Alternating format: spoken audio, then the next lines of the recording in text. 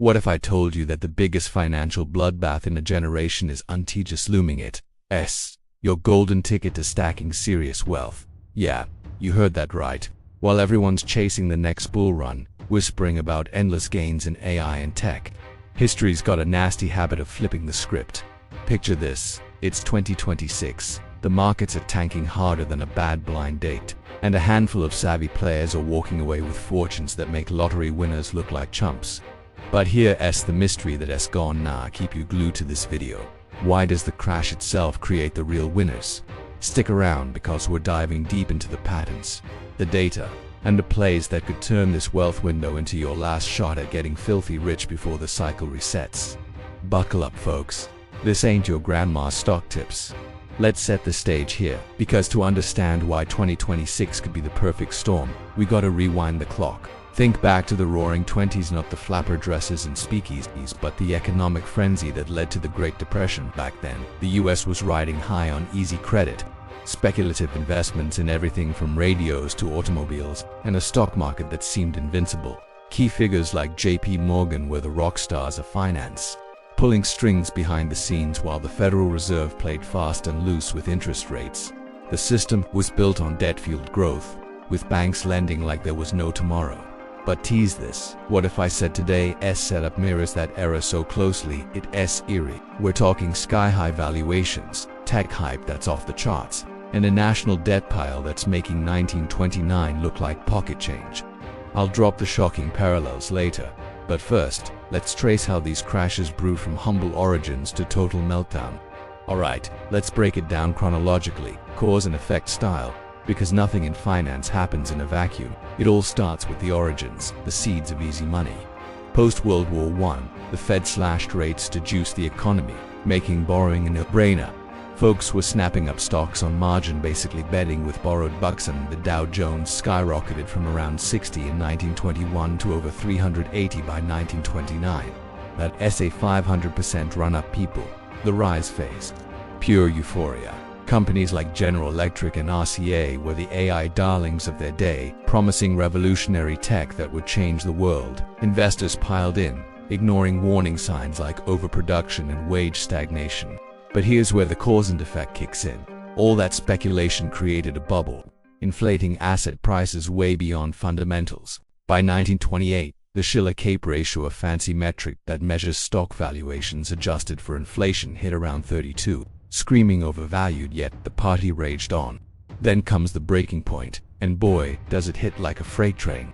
In October 1929, margin calls started rolling in as confidence waned. Black Tuesday saw 16 million shares dumped, wiping out billions in a flash. The trigger, a mix of tariff hikes, farm failures, and plain old panic, because over-leveraged investors couldn't cover their bets when prices dipped. Effect: the market cratered 89% from peak to trough by 1932. Now the fallout was brutal. Unemployment hit 25%. Banks failed left and right, and the economy shrank by a third. Families lost everything. Soup lines became the new normal, and the failed fixes. Hoover's administration tried tariffs like the Smoot-Hawley Act, which backfired spectacularly, sparking a global trade war. The Fed, they tightened money supply at the worst time, thinking it would curb speculation. Spoiler, it just deepened the depression. Delayed answers. Here why didn't these fixes work? Because they ignored the root cause: systemic debt and inequality. It took FDR's New Deal and World War II spending to finally pull us out, but not before millions suffered. Fast forward to the dot-com bubble of the late 90s, and you see the same playbook with a tech twist. Origins: the internet boom, fueled by Fed rate cuts under Alan Greenspan to counter the '87 crash and Gulf War jitters. Easy money flowed, venture capital exploded, and startups with no profits went public at insane valuations. Rise: from 1995 to 2000, the Nasdaq quintupled, driven by names like Pets.com and WebVent Pets delivered online. Genius on paper, disaster in reality. CAPE ratio climbed to 44, higher than 29. Breaking point: in March 2000. Reality bit when the Fed hiked rates to tame inflation, popping the bubble. Fallout: Nasdaq plunged 78%. Trillions vanished, and the 2001 recession hit with 9/11s as the knockout punch. Failed fixes, bailouts for airlines, but the real issue: overhyped tech without earnings Greenspan's irrational exuberance warning came too late, and low rates post-crash just sowed seeds for the next mess. Speaking of which, let's hit the 2008 financial crisis, because this one's fresh in the memory banks. Origins: deregulation in the 90s let banks play casino with mortgages. Subprime lending boomed thanks to low rates after .com rise. Housing prices doubled from 2000 to 2006, fueled by easy loans and Wall Street bundling junk into safe securities. Key figures: think Angelo Mozillo at Countrywide, peddling no-doc loans like candy. Breaking point: when rates rose in 2006-2007.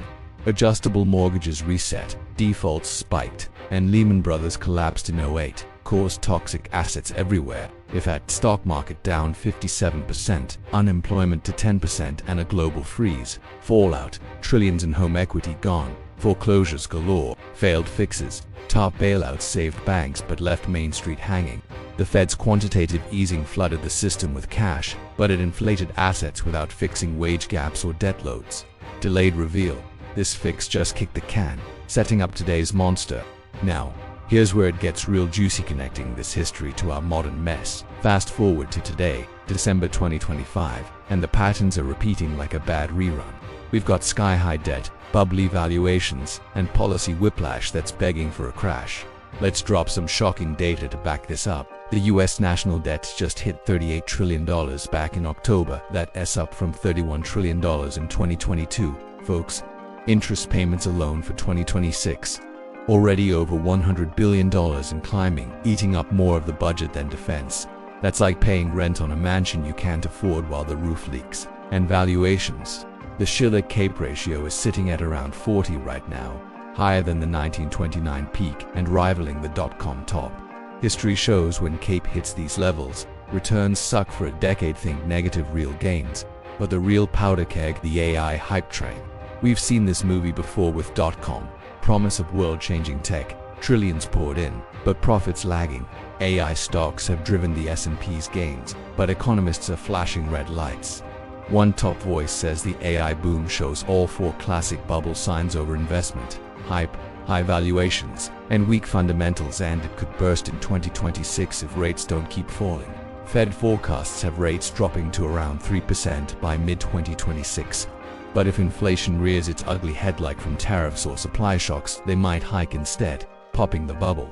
Shocking stat: AI spending is projected to hit $1.6 trillion by 2029, but if returns don't materialize, watch out. Parallels to 2008, massive corporate debt, now at record levels, echoing subprime and recession odds. While some say moderate growth, others predict a growth recession in 2026, with GDP dipping below trend.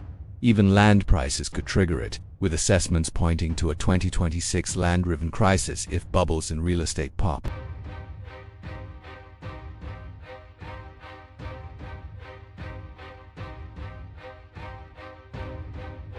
COVID stimulus supercharged it, pumping trillions that flowed to stocks and crypto. Now, with debt ceilings breached and deficits ballooning, the next shock may be a geopolitical flare-up, or AI disillusionment could be the match. But here's the twist I've been teasing: crashes don't just destroy wealth, they redistribute it. The wealth window opens when prices bottom out, letting smart money buy low. In 1932, you could snag blue chips for pennies. Post 2008. Those who bought in 2009 rode a 400% bull. 2026's crash could be the setup for the biggest winners yet, if you play it right. So, what are the three clear takeaways from all this? First, prep your portfolio for defense. Diversify into real assets like gold or undervalued sectors outside tech. When the AI bubble bursts, these hold up better. Second, hunt for distressed opportunities. Post-crash, history shows the rebound favors those who buy the dip with cash on hand. Think value stocks trading at fire sale prices. Third, educate yourself on cycles. Use tools like Cape to spot overvaluation early, and don't chase hype. Knowledge is your edge in this game, but a word of warning: this window won't stay open forever. If you snooze through the crash, thinking it's the end, you'll miss the riches on the other side. Or worse, get wiped out betting against the pattern. The system's rigged to repeat until it breaks for good. Who knows, maybe 2026 is the one that forces real change. If this fired you up, smash that like button. Subscribe for more deep dives on turning crises into cash, and drop a comment. What's your play for 2026? Hit the bell so you don't miss the next video. Thanks for watching. Stay sharp out there.